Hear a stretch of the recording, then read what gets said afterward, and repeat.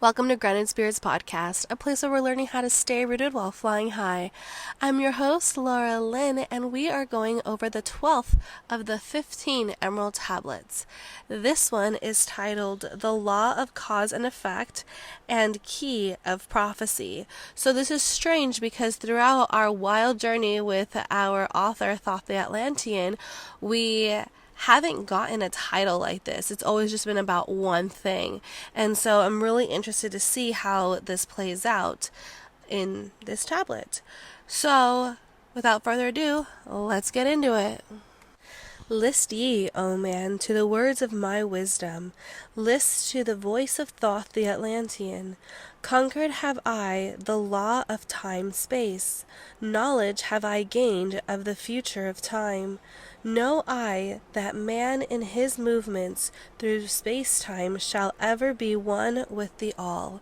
So just a little catch-up of what we've been learning in the last 12 is that he was just an ordinary man who lived in Atlantis, and he just loved learning. And so he just wanted to learn more and learn more and learn more, and it eventually led to the freedom of his soul, where now he is able to, like how he just said right now, be able to travel throughout time and space. He really doesn't have any boundaries anymore. He can astral project and leave his body at any time that he wants. He can even go down to the underworld in the halls of Amenti, or go up. That's where the whole so as above so below type thing starts coming in.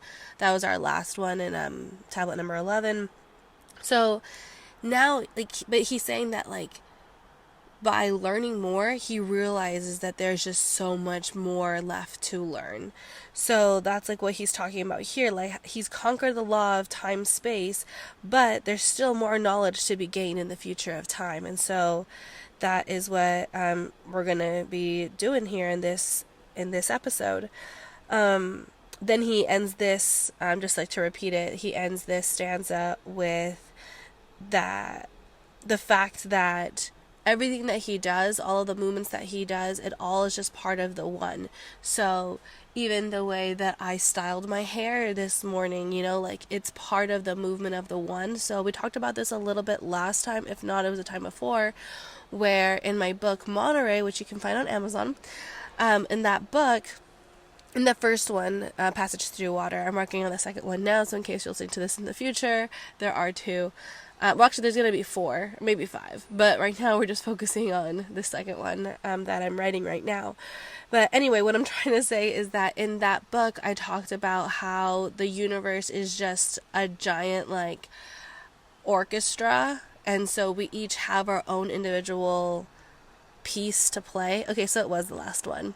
So in the last one, Thoth tells us that we each have our own place in the cosmos, that we have to play our part, and by not going into the light, by not shining bright, by not speaking up and speaking our truth and being authentic and being our best self, by not doing these things, by not improving the self, by not listening to our gut, to our intuition, all of that stuff, by not doing these things, we are not playing the part that we're meant to play. So it's that we have to play this part in order for the universe to be able to have this amazing song that it's been working on for millennia. And this is what Thoth is telling us here as well. That everything that we possibly do is all being put in as part of that song of the universe. The second stanza goes, Know ye, O man, that all of the future is an open book to him who can read. All effects shall bring forth its causes, as all effects grew from the first cause. That's interesting because that is how Aristotle described the universe, that there had to be one person or one being who first started and then started to move, and then from that movement, then this moved, and then that moved, and then this moved, and then that moved, and then it just kind of kept going on forever until we get to now, where every single one of our actions, there's a cause and effect type thing. And that's what this whole tablet is called, right? Was it the law of cause and effect? Yeah, the law of cause and effect. So that's what we're learning about. So that's what he's saying here, that every effect shall bring forth its causes, as all effects grew from the first cause. So you could also see this as the Big Bang. From this one thing that exploded, all of these different things are happening, and then these things are affecting those things, and those things are affecting those things, and you get what I'm trying to say here. All right, moving on. It says, "Know ye, the future is not fixed or stable, but varies as cause brings forth an effect. Look in the cause thou shalt bring into being, and surely thou shalt see that all is effect." So what he's saying here is like the whole ripple thing. So when you throw a rock into a body of water, you'll see the ripples. So that's what he's saying. Like, look at the cause thou shalt bring into being, and surely thou shalt see it, all of its effect. So the cause is the rock being thrown in the water, and then the effect would be the ripples. I just founded a company called Publish, and I tried making a Facebook page for it, and Facebook was like, no, it's too broad. And it's honestly not. It's actually really cool. I'm going to talk about it really fast. So what I did is I broke down what publish actually means. And not necessarily like in a, what's that word? Like etymology or like the semantics of it. Not like that. I like and like reverse engineer type thing. So the pub part would be to have like have a conversation like as you would in a pub. And I'm really going deep with like those philosophical questions of like how to understand each other better. And I'm specifically looking at art. And then L is how to learn how to do art, how to learn about the self so that art just naturally comes out of us, just learning. And then the ish is like your ish, like your work that you produce, the art that you create. And so that's what Publish is. But anyway, I don't know why, but I just decided that I really wanted it to be waves. When I drew the logo now a couple of years ago, so I can't even get into that headspace as to why I decided this was the logo, but it just always has been, and so it is what it is, and it's 3 of them, each for like the 3 different parts. So with that, like I said, back to my Facebook story, and then so I decided to put in like publish to make waves, but it actually makes sense as far as like a sentence. You publish something, and it's gonna make waves. When you put something out into the world, you're playing into that orchestra that we were talking about earlier. You're playing your part. So of course it's gonna make waves. Your art is that rock that's going into the water and creating these ripples. That your art is gonna affect this, and it's gonna affect that, and it's gonna affect everything else. Look at anything from Picasso or Frida Kahlo or even like Franz Kafka. His art was Metamorphosis, or even Taylor Swift. Her art is the Tortured Poets Department. Well, all her albums, but like I specifically have talked so much about this album on this show. So that's like my whole point, is that you don't know the effect that your art, because your art comes from inside, and what do we have inside of us? Our soul. And where does our soul come from? From God. So, or it's like it has that divine element to it. That's what our soul does. And so by being able to uncover that, we are able to all be geniuses. And to be an artist, I do mean art as like how like we're colloquially used the word art, like being creative, but it could also be like food or architecture or anything that you're working on, like a book, anything that you work on that you want to show the world. That's what this company is aiming towards. Okay, moving on. So, O man, be sure the effects that ye bring forth are ever causes of more perfect effects.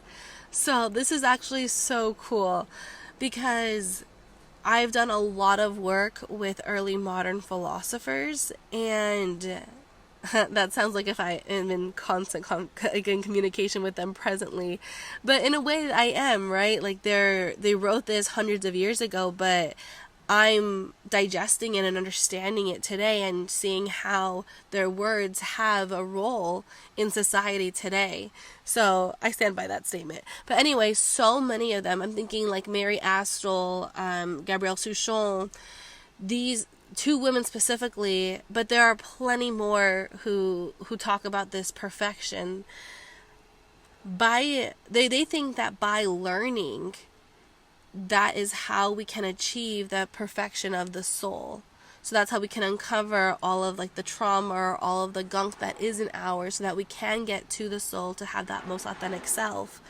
And so that's what Thoth is telling us here too, to be sure that the effects that we are bringing into the world are coming from our truest self. So don't bring anything in that doesn't represent you, because then that's when we get into the darkness. That's when we're hurt, that we're hurting others. It's all that kind of stuff. Like, you want whatever that you put into the world to be so proud of it because it came out of you. Know ye, the future is never in fixation, but follow man's free will as it moves through the movements of time-space toward the goal where a new time begins. Okay, so what I'm thinking is going on here is that he's talking about like parallel dimensions in a way, where if I were to drop this mic that I have in my hand, I've created, it's like oh my gosh, I have no idea how to say, I've only ever read it, but the Schrodinger's cat, I probably said that so awfully, so I'm sorry, but I think you know what I'm talking about, where this guy puts a cat in a box. This is all theoretic. He puts a cat in a box, and then he says, okay, if I leave the cat in there for a day and I open the box again, will the cat be alive or will it be dead? And he's saying that there's actually both are true. And that's kind of what Thoth is talking about here too, that the future is never in fixation because two paths are newly created. That's what he says here. The future is never in fixation but follows man's free will as it moves through the movements of time-space toward the goal where a new time begins. So it is our free will to do as we please, but by having these two separate choices, we are creating these two separate timelines that will lead us to a goal where new time begins. So if how do I put this? If time, okay, the way that we would normally perceive time here in the Western world would be a straight line, right? Or think about it like in Back to the Future, where they come back from the future and they're in a different timeline in number 2. And it's like the one where like Biff is ruling and everything because his old self came, you know? So that's what he's saying, like that a new time begins. Oh, this is also shown in Loki. Oh my gosh, what am I saying? Loki, he has like a series on Disney Plus, and so he's like trying to work with these like time police, who these timekeepers, they're trying to just keep the timeline, but then it keeps diverting because different things are happening. So I also write in Monterey that everything has to come from somewhere. So even this Loki storyline had to come from somewhere. So whether it's the past or the future, the point is that there are multiple timelines that branch out of the one, and the one is just one that somebody picked. A long time ago here on Grounded Spirits, I talked about how we're living in a white man's world, but it's because we all just agreed to fit ourselves into their timeline or to their perspective. But now that we're starting to like break free of those chains and know that we can create our own timelines, make our own decisions, can feel empowered, we're creating new timelines, and this is what Thoth is talking about, where new time begins. Next stanza reads, man can only read the future through the causes that brings the effects. Seek ye within the causation, and surely ye shall find the effects. So what he's talking about here is that, well, I think like with reading the future, it's about, like, if somebody were to come to me for an astrology reading, I would just lay out all of like how the energy that you've been working with that has been affecting you, whether you're working with it or not, and how that is affecting you, so then you can make the decision to change it, right? So those are the causes that Thoth's talking about here. And that's what he says, surely ye within the causation, and surely ye shall find the effect. So if we look at the root of why something is happening, then that's how we can change it. So it's also with like that the mind is a projector, so, and that everything's just a mirror of us. It's the same thing, that we are the causes of our lives. Like, it is like based on our choices. So if you don't like your life, then change your choices. The next stanza is, list ye, O man, while I speak of the future, speak of the effect that follows the cause. Know ye that man in his journey lightward is ever seeking escape from the night that surrounds him, like the shadows that surround the stars in the sky, and like the stars in the sky space, he too shall shine from the shadows of night. I kind of felt this. I haven't done a personal episode in a really long time like I used to back in the day, where I felt like I stopped doing those because everything was getting too personal. I didn't really want everything out there.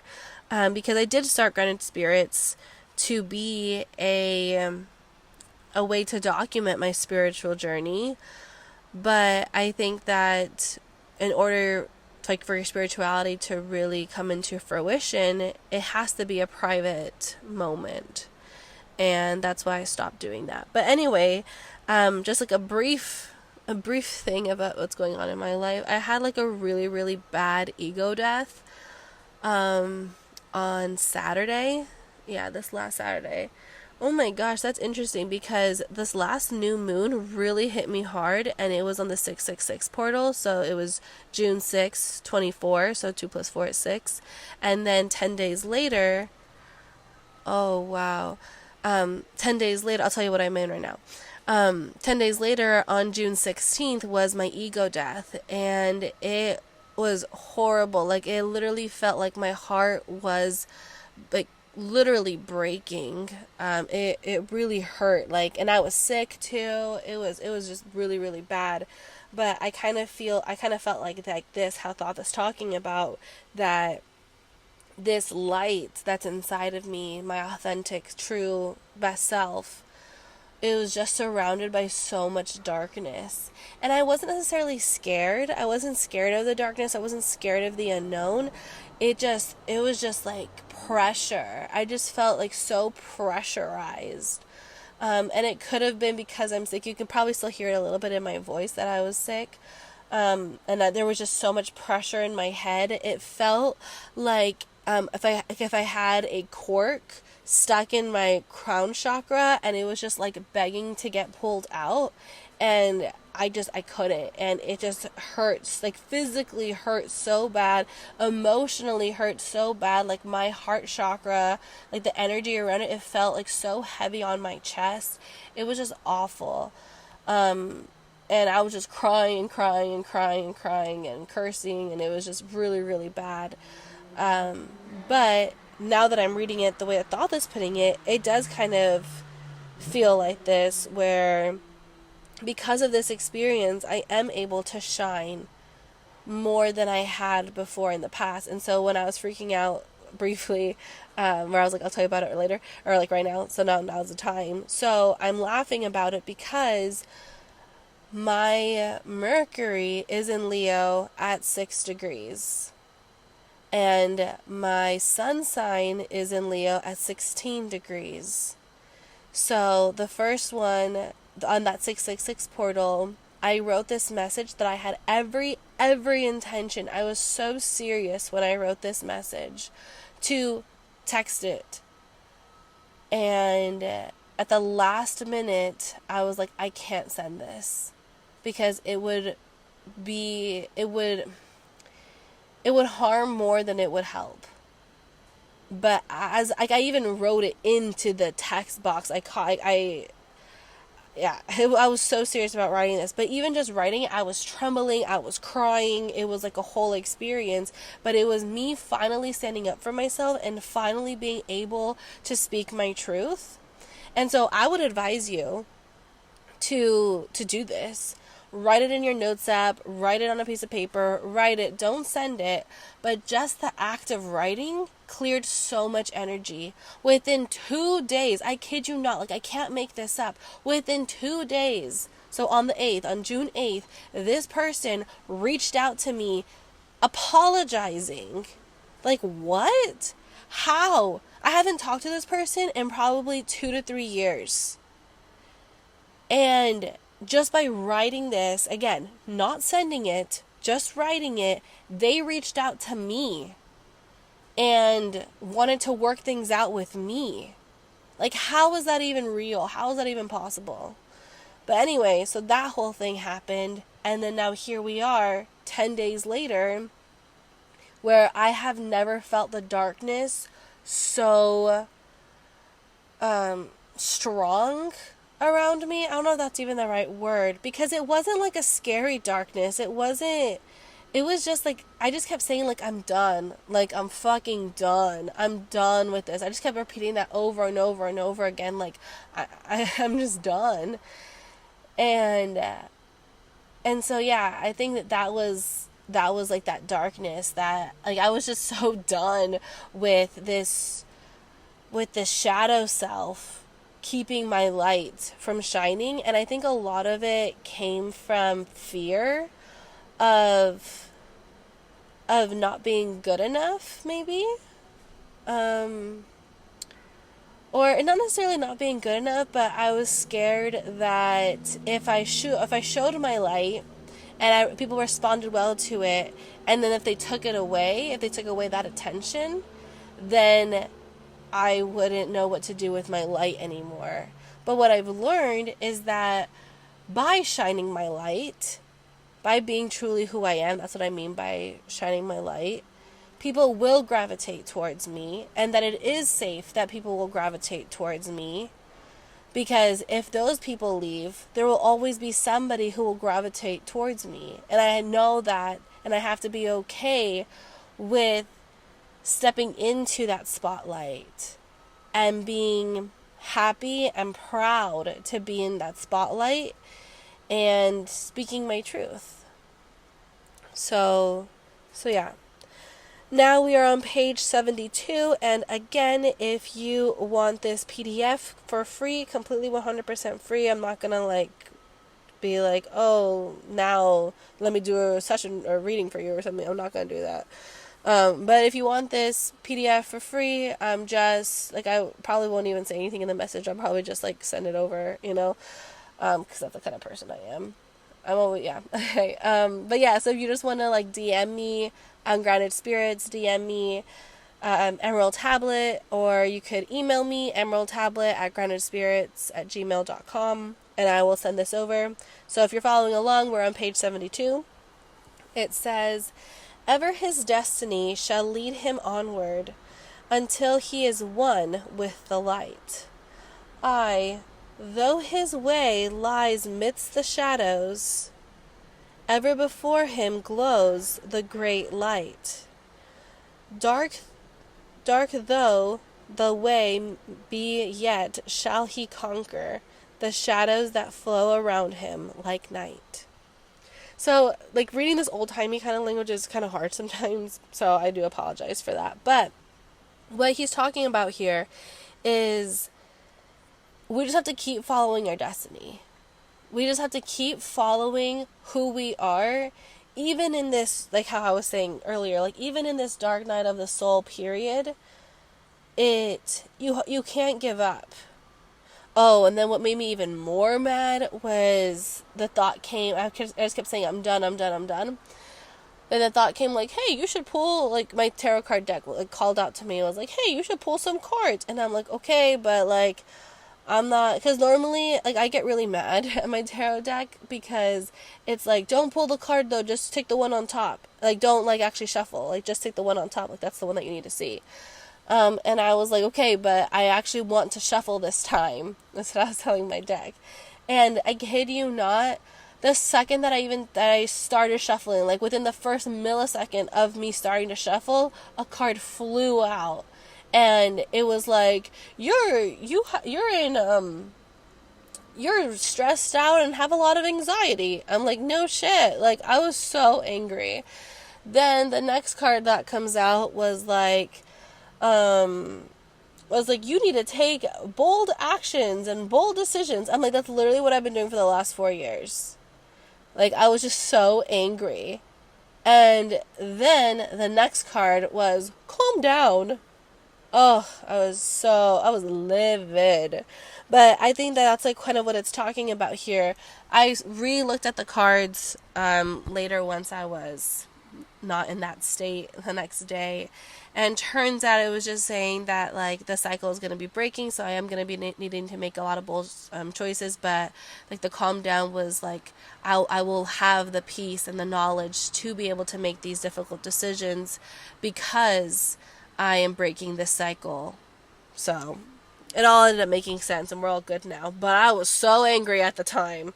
I kind of felt like God was picking on me and God was being mean to me and like laughing at me that I was like in this deep hole and like in so much despair and so much hurt. So I just felt like truly, truly alone. Yeah, it was bad. But anyway, so that's like what he's talking about here is that by having this experience, so had he said, dark through the way, be yet shall he conquer the shadows that flow around him like night. So like, just, there's always going to be darkness around us, and that's fine, because we will be able to conquer it by doing what we were meant to do, by playing our part in the cosmos. Then that is how we will become one with the light. Far in the future, I see man as light born, free from the darkness that fetters the soul, living in light without the bounds of the darkness, to cover the light that is light of their soul. Know ye, O man, before ye attain this, that many the dark shadows shall fall on your light, striving to quench with the shadows of darkness the light of the soul that strives to be free. So that whole stanza was one sentence, so I kept wanting to stop at the end of the line, and it was like, nope, keep going, nope, keep going. Alright, so let's see like what this actually means. So what I think that he's getting at here is Jesus. That he says, far in the future I see a man as light born. So that actually makes a lot of sense, because if Jesus was light born, that means that even, because no matter what, everyone's always mean to everybody. Everyone always has a bully. Everyone always has these different things. But with Jesus, it never really bothered him. It never swayed him in any way. Even when he was in the desert for 40 days and 40 nights, being tempted by the devil, nothing really swayed him. He was just like, okay, like, what do you want me to do with this? Whereas any other man, they would give in to temptation, or they would have this fear, or they would have this, they would have that. But he was just light born. He didn't have to deal with all the darkness that the rest of us have to deal with. And that's why he was able to play his part in the cosmos. I'm going to keep saying that line from Tablet 11 that we learned last week. So that's like what he's talking about here. He's gonna, how does it say? Free from the darkness that fetters the soul, living in light without the bounds of the darkness, to cover the light of their soul. So he's gonna be able to just speak from his heart, which we see that he did. Then the next part, know ye, O man, before ye attain this, that many the dark shadows shall fall on your light, striving to quench with the shadows of darkness the light of the soul that strives to be free. So that's like what he's saying, that like you're not going to be like Jesus, but you're trying to try to be like Jesus, and to become light born like Jesus for us was, for him will. Because Thoth, he wrote this 6,000 years ago, 10,000 years ago, a long time way before Jesus. So he's saying, like, he's like a 1 in a million, but the rest of us, we have to learn how to do this. So, okay. Then he goes on to say, great is the struggle between light and darkness, age old and yet ever new.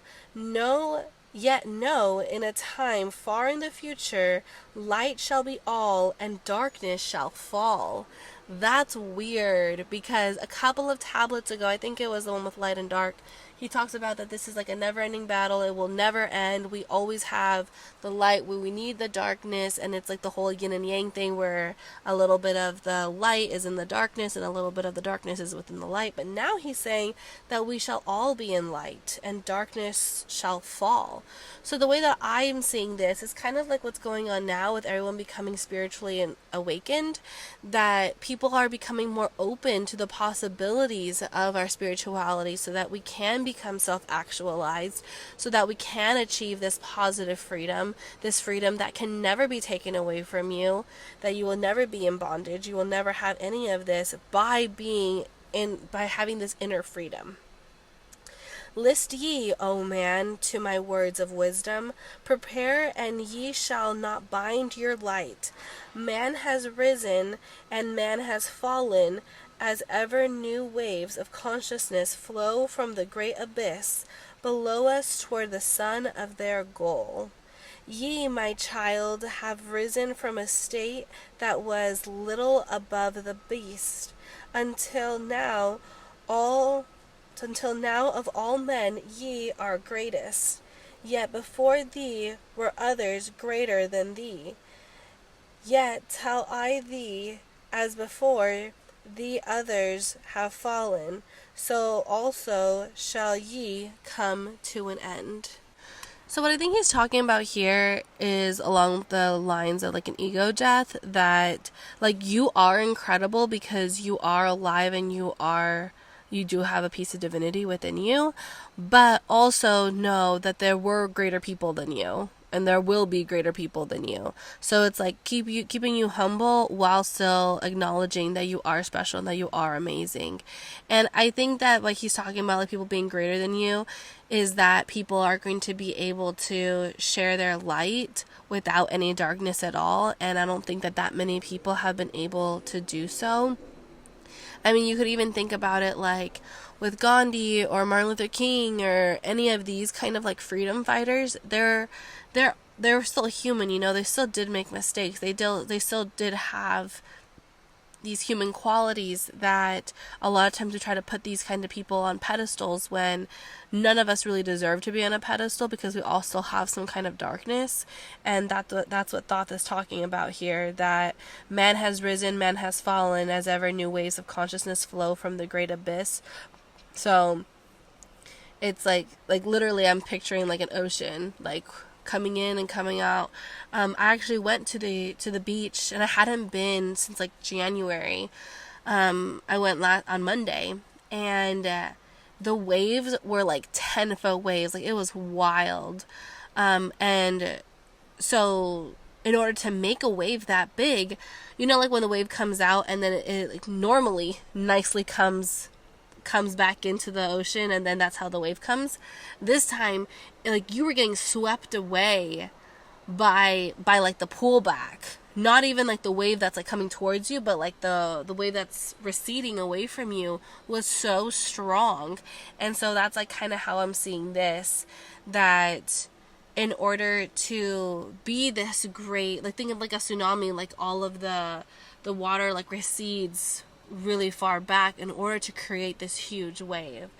So that's what he's saying here, that you are big, you are great, but there are people who are going to be greater because they have less baggage in a way, or like they're able to get rid of the baggage that is harder for us to do. But it's not impossible. You can still get rid of your baggage, and I think that that's the point of this healing journey, is to learn how to get rid of this baggage. Okay, then he says, and upon the land where ye dwell now, barbarians shall dwell, and in turn rise to light. Forgotten shall be the ancient wisdom. yet ever shall live through, hidden from men. I, in the land of thou callest Chem, races shall rise and races shall fall. Forgotten shalt thou be of the children of men. And that's true. We don't know Chem as far as like that name Chem. We know about the Egyptians, we know about the pyramids, but we don't even know how those worked.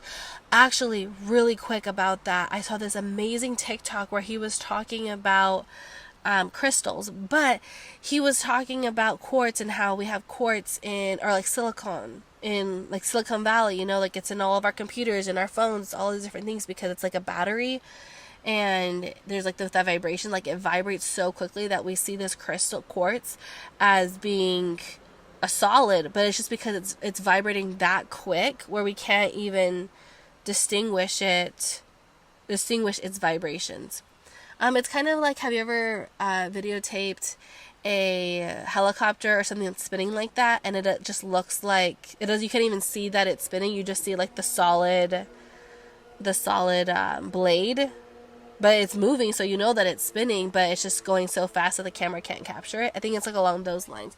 But anyway, he was saying that he thinks that that is how they were able to build the pyramids, that by emitting this frequency, that the bricks could have been made lighter. Or if you think about cymatics, is that how you say it? The one with like, I'm sure you've seen it. It's like where they have sand like on a plate, and then they use like a violin bow, or they play music, or they do some kind of frequency, and then the sand just rearranges itself naturally into these like geometric patterns. I think it's like along those lines too, where Thoth literally tells us, "Oh, I'm the one that just made. I told the pyramid to to create itself, and it did." But it could be like the words that he spoke were these frequencies that rearranged the bricks into this structure. So I was like, man, like he's onto something. But anyway, okay. Yet thou shalt have moved to a star space, beyond this, leaving behind this place where thou hast dwelt. The soul of man moves ever onward, bound not by any one star, but ever moving to the great goal before him, where he is dissolved into the light of the all. Know ye that ye shall ever go onward, moved from the law of cause and effect, until in the end both become one. So I don't know if he means like the people who are living in Chem now will, like, are they the Anunnaki, that they are space? But though he talks about them as children of men, so I don't think so. But he's saying that you might go to another star. So does that mean like away from the sun? I don't really know what he means there. But I guess comes back to the whole thing that we are all one, we are all coming together, and that we all need to go into the light together, and we are all affected by this law of cause and effect. Aye, man, after ye have gone, others shall move in the places ye lived. Knowledge and wisdom shall all be forgotten, and only a memory of gods shall survive.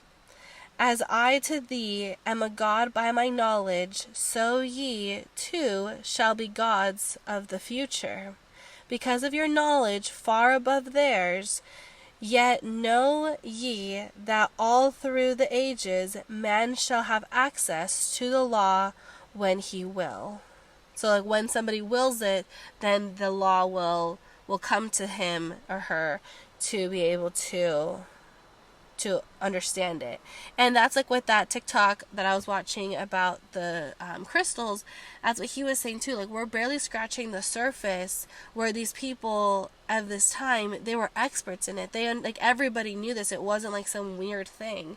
And I think that that's like our biggest misconception about the modern world, is that we're somehow superior to these ancient beings, but they knew more than we think that they knew. And it's so funny because I'm reading, well, I'm listening to on Hoopla. But the saga of King Arthur, so there are 5 books by T.H. White. And I'm on the 5th book now, and so Merlin comes, it's called the Book of Merlin, so I'm not giving away anything that's saying that Merlin comes back. But Merlin, he says that, he actually, like, talks about the 20th century, and he's like, because that's, like, when T.H. White wrote it. And he's like, people are, they think that they're so superior to all of us here in the past in like the dark ages, but we actually like knew no more than we let on, or something along those lines. So I thought that was funny that now it's coming here, because I literally just heard that this morning. Okay. Then let's keep reading. It says, ages to come shall see revival of wisdom to those who shall inherit thine place on this star. They shall in turn come into wisdom and learn to banish the darkness, then learn to banish the darkness by light. Yet greatly must they strive through the ages to bring unto themselves the freedom of light.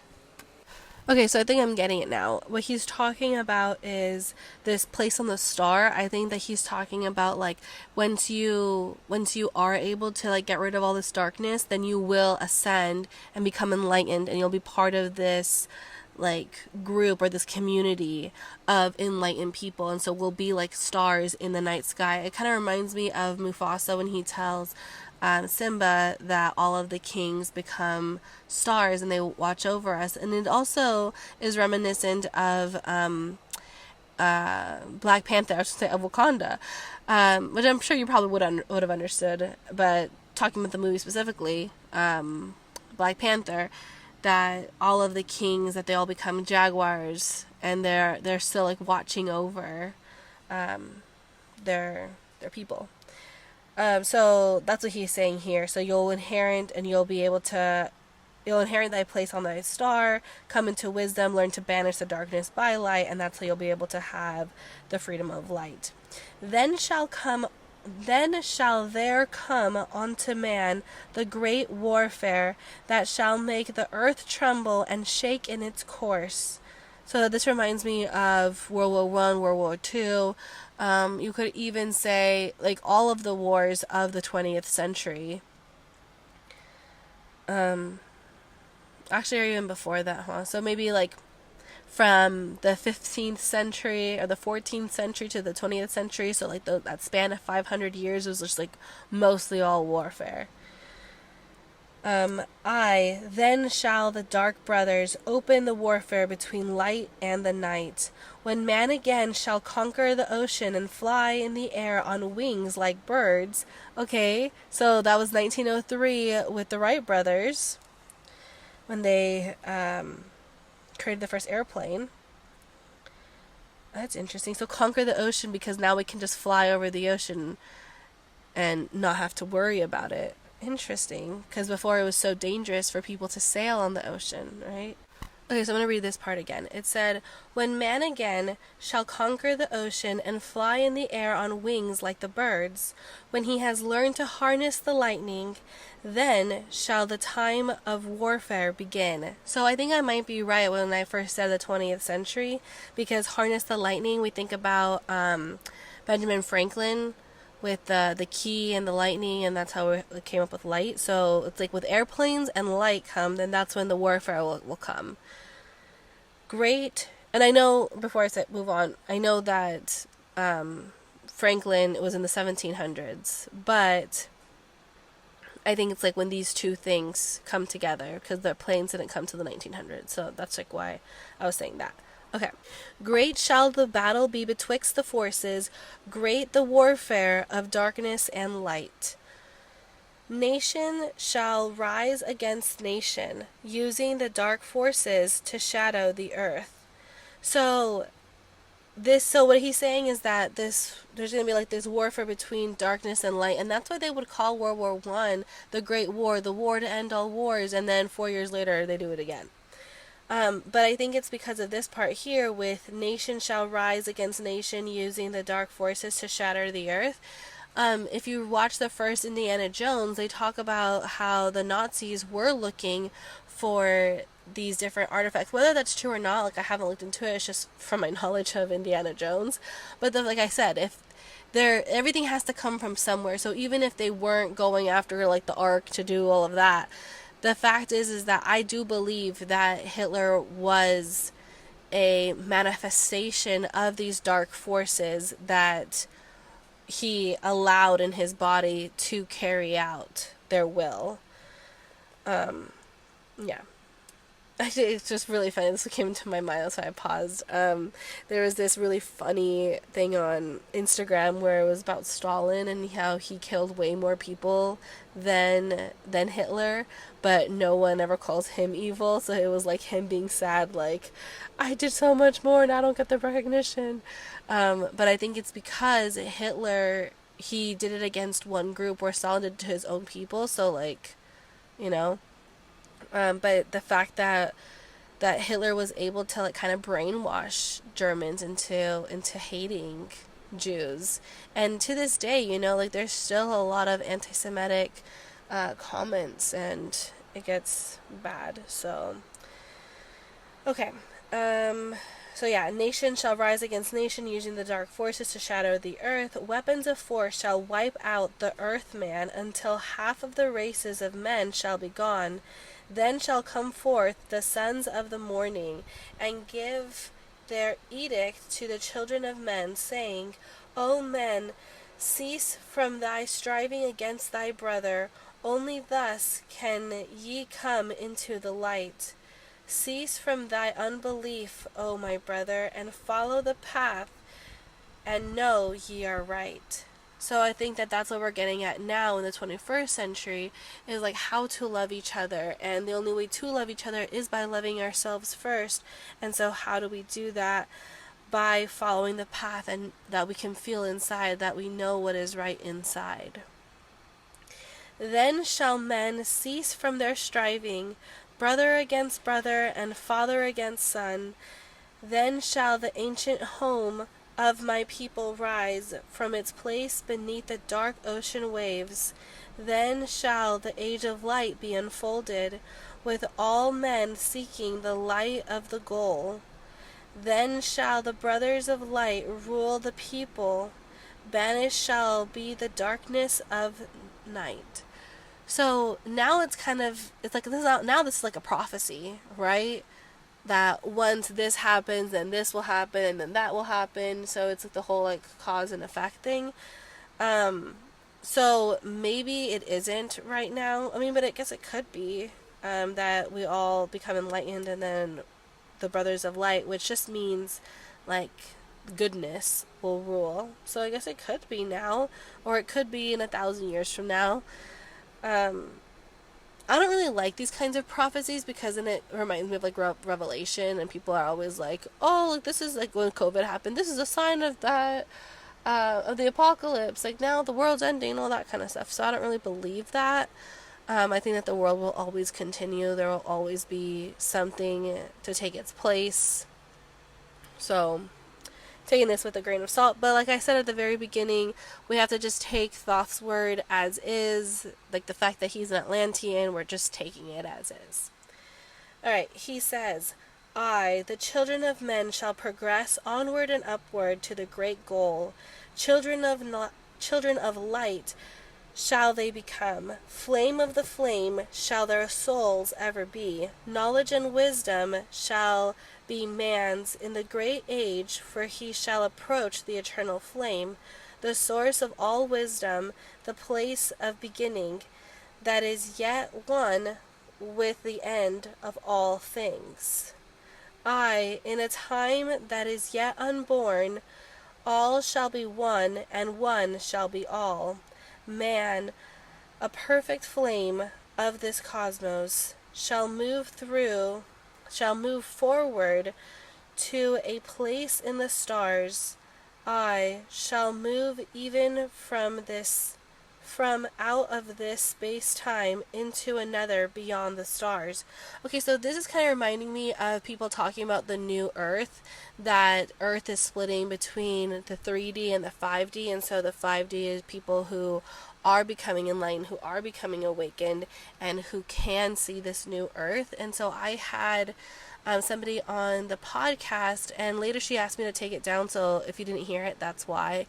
But when I interviewed her, she was talking about that because even though I do believe in all of this stuff, I am spiritual, I am all these things, I do believe in all like the Delulu, woo-woo kind of stuff for sure. But there's always a part of me that is practical, that is grounded, hence grounded spirits, hence stay rooted, fly high. And so I'm like, but how would this new world work, or the new Earth work? How do I know if I'm in the 5D or in the 3D, you know? And she was saying that you just wouldn't see, like, the hate. You wouldn't see all of these different things, that you would, like, it wouldn't even be, like, in your awareness. Like, it would just not even, like, affect you in any way.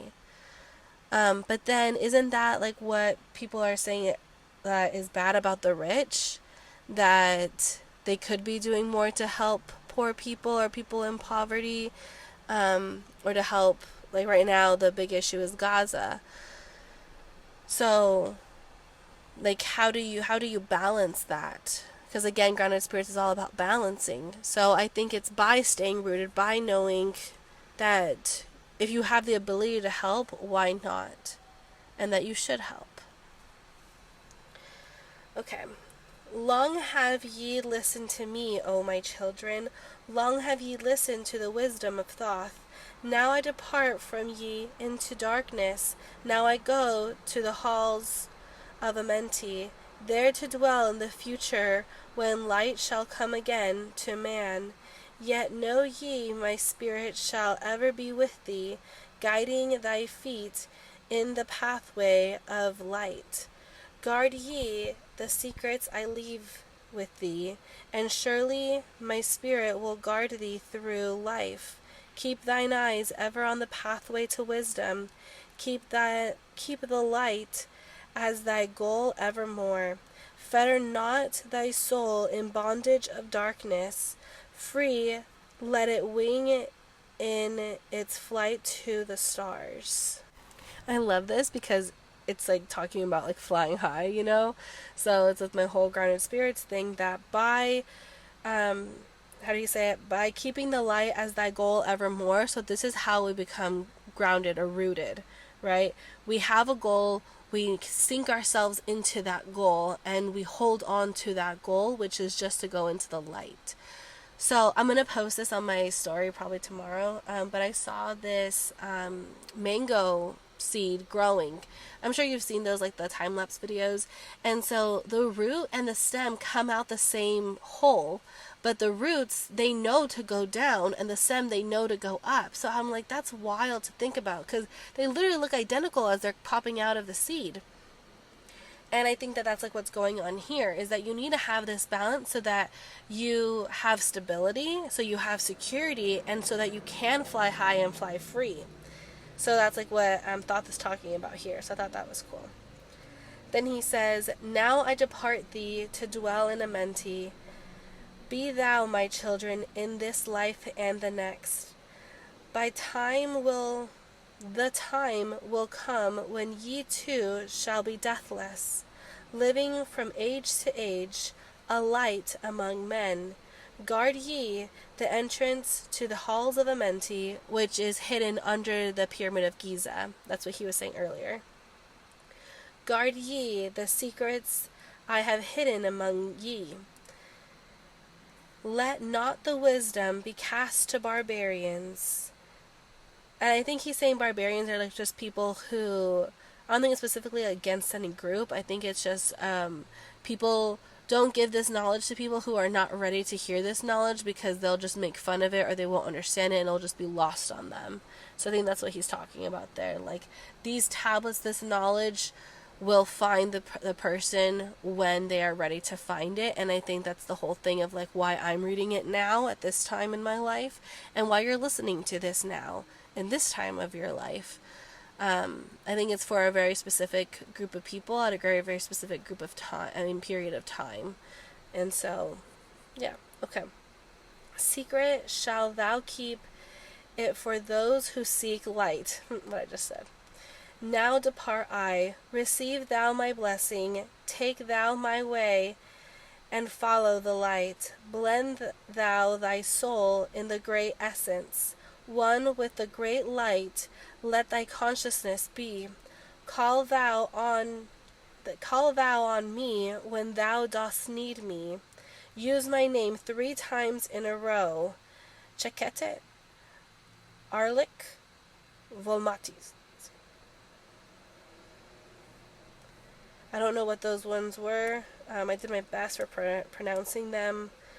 But yeah, that's how tablet number 12 ends. And so he's saying goodbye because there really are only 13 tablets, and then there are 2 supplement ones, and those are 14 and 15, which we are still going to read. But yeah, so that's like why that one ends like that. And then tablet 13 is called The Keys of Life and Death. So we'll see what we learn there next week. But I just wanted to go over the title again. It's the law of cause and effect, so we did talk a lot about that. And the key of prophecy, so that's why he was giving us that prophecy that one day light will rule, and that's when he will come back. So yeah, that is where we are at here with our Emerald Tablets and with this episode for today. So thank you so much for being here. If you learned something, please give this podcast a 5-star review. And if you want to receive a little something special, you could screenshot that you gave me a 5 stars on this podcast, send it to me either through email, groundedspirits@gmail.com, or groundedspirits on Instagram, and I will give you a free astrology birth chart reading. You can ask me any of your questions, and yeah, that's all I have for you today. Bye, everybody.